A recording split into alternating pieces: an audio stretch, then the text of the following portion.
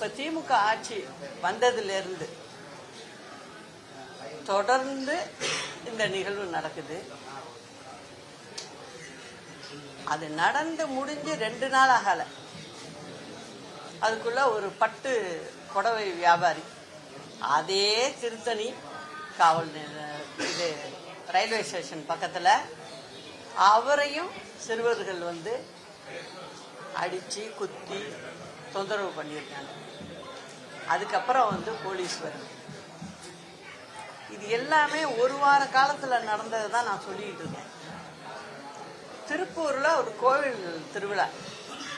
அந்த கோவில் திருவிழாவில் கிட்டத்தட்ட 500-1000 பேர் வந்து வரிசையில் சுவாமி தரிசனத்துக்கு நின்றுக்கிட்டு இருக்காங்க.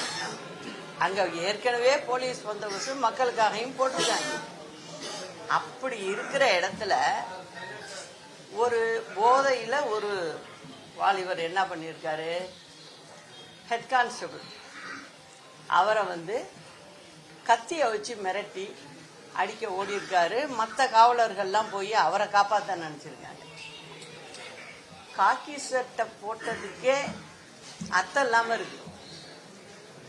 போலீஸ் டிபார்ட்மெண்ட்ல வேலை செய்கிறவங்களே, காவல்துறையில் உள்ளவங்களே ஒரு ரவுடி போய் ரோட்ல வெட்ட வெளிச்சத்தில் பக்கத்திலேயே மக்கள் வந்து ஒரு 20 அடியிலேயே மக்கள் வந்து வரிசையாக நிற்கிறாங்க. அந்த இடத்துல இது நடக்குது. இதுக்கு இந்த காவல்துறைக்கு வந்து பொறுப்பேற்று நடத்திக்கிட்டு இருக்கிறது யாரு? முதலமைச்சர். முதலமைச்சர் வாயே திறக்க மாட்டேங்கிறார், எதுவும் சொல்ல மாட்டேங்கிறார். அது வந்து காவல் அதிகாரிகளுக்கு என்ன இவர் பேசுறாரு, என்ன செய்யறாருங்கிறதே தெரியல. காவல்துறை அம்மா இருக்கும்போது எப்படி இருந்தது, இதே தமிழ்நாட்டு காவல்துறைங்கிறது எல்லாருக்கும் தெரிஞ்ச விஷயம். அப்போ நடக்கல, இப்ப நடக்குது. அப்ப நிர்வாகம் செய்ய தெரியல அப்படிங்கிறத இது காட்டு. அதே ஸ்ட்ரென்த் போலீஸ் டிபார்ட்மெண்ட் இருக்கு, அதுல எந்த குறையும் இல்லை. அப்ப அம்மா இருந்தப்ப எப்படி எத்தனை பேர் வேலை செஞ்சாங்களோ அவங்க தான் இருக்காங்க எப்பயும். ஆனா இவங்களால அதை செய்ய முடியல. அதாவது ரவுடிசத்தை குறைக்க முடியல.